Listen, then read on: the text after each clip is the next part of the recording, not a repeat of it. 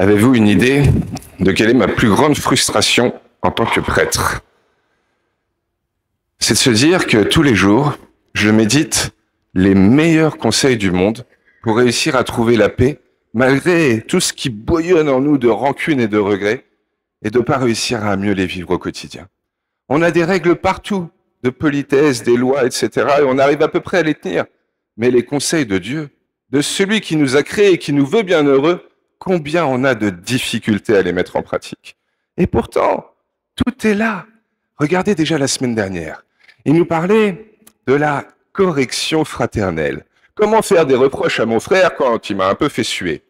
Non, justement, on avait vu que c'était pas exactement ça et que l'enjeu derrière cette méthode que nous propose Jésus, c'était avant tout de gagner notre frère, de retrouver l'amitié et la fraternité sincère avec lui, malgré les petites incompréhensions qu'on a pu avoir.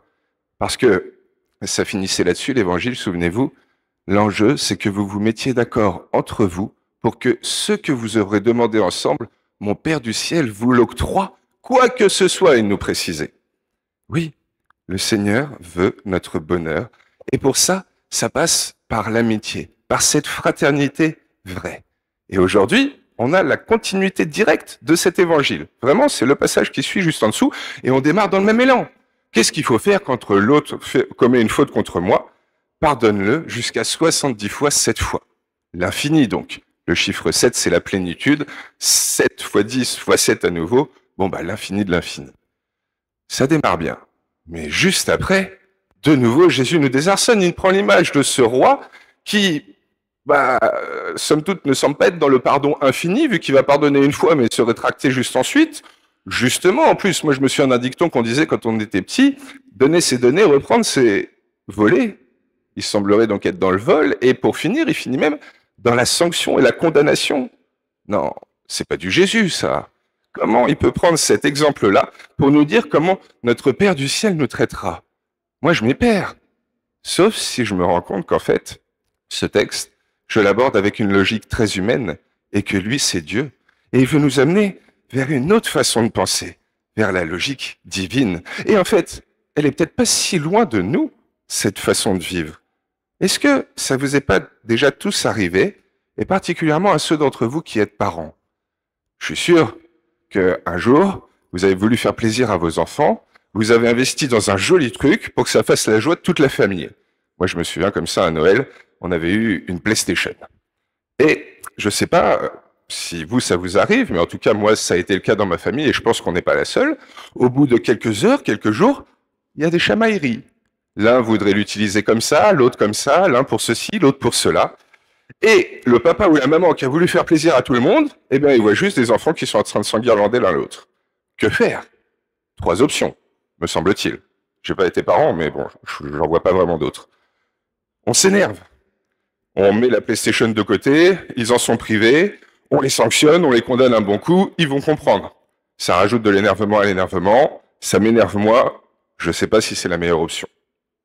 Je suis un peu béni oui-oui, bisounours, je me dis, je vais prendre du temps avec eux, je vais leur donner plus de l'empathie, de l'amour, pour essayer de les consoler l'un et l'autre, je vais même peut-être leur acheter des jeux pour qu'ils puissent jouer avec, ça va un peu les calmer. Là encore, je suis pas vraiment sûr que ce soit la meilleure méthode. Ou au contraire, je les sépare juste histoire qu'ils se calment, et je leur dis, chers amis, le jour où vous aurez retrouvé une fraternité convenable, un élan d'amitié, vous pourrez de nouveau jouer ensemble, ou que vous aurez réussi à trouver un peu qui en joue à quel moment, mais pour pas vous piétiner, quoi.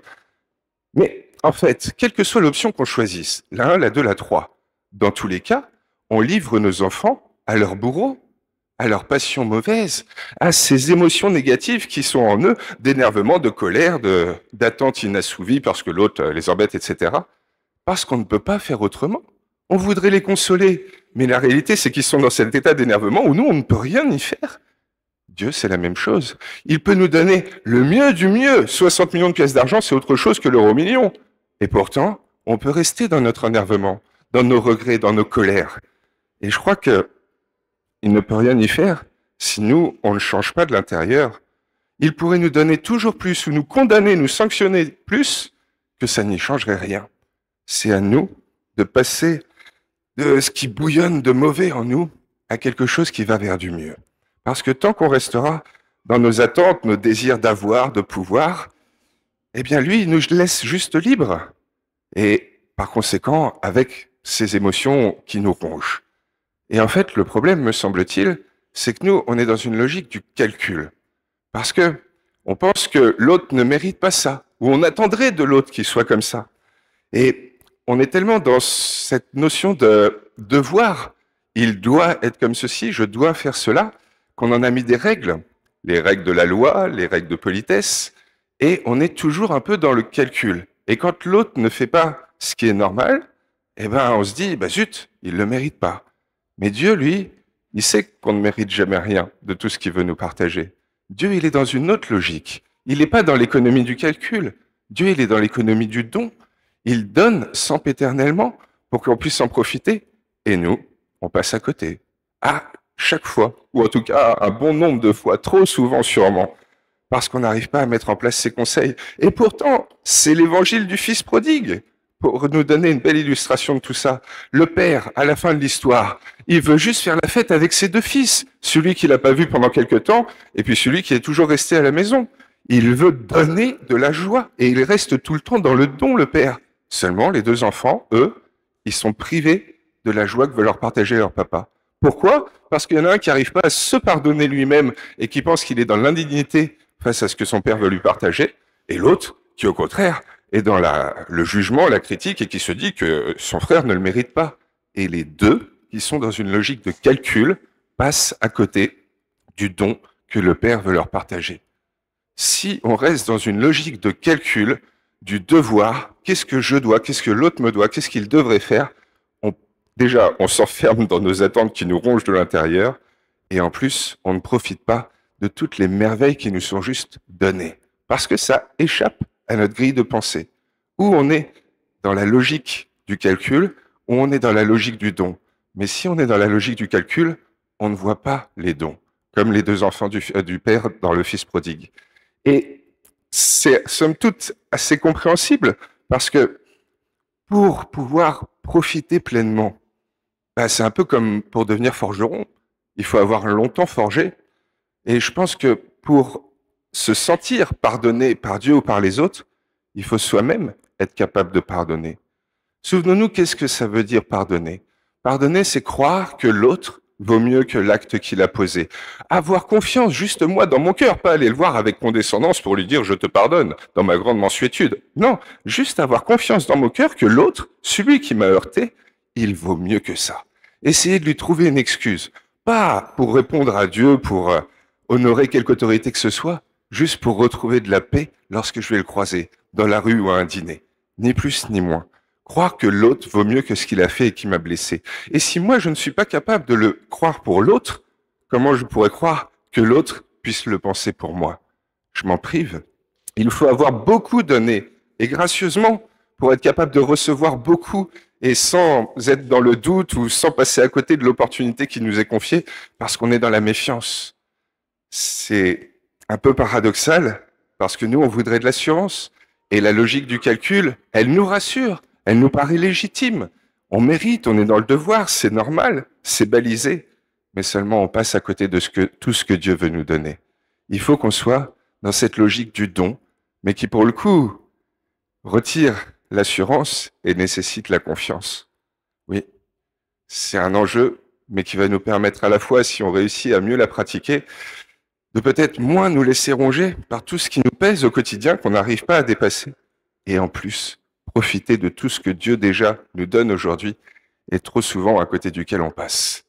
Mais donc si, pour le coup, il faut nous passer de cette économie du calcul à celle du don et que ça nous oblige donc à plus donner, plus pardonner, bah c'est peut-être ce que j'aimerais vous proposer. Je le fais de temps en temps, pas tout le temps, mais je me dis, soumettre à votre sagacité un petit exercice spirituel pour la semaine, ça coûte pas grand-chose et ça pourrait changer tellement tout. Je vous le propose, vous en disposez.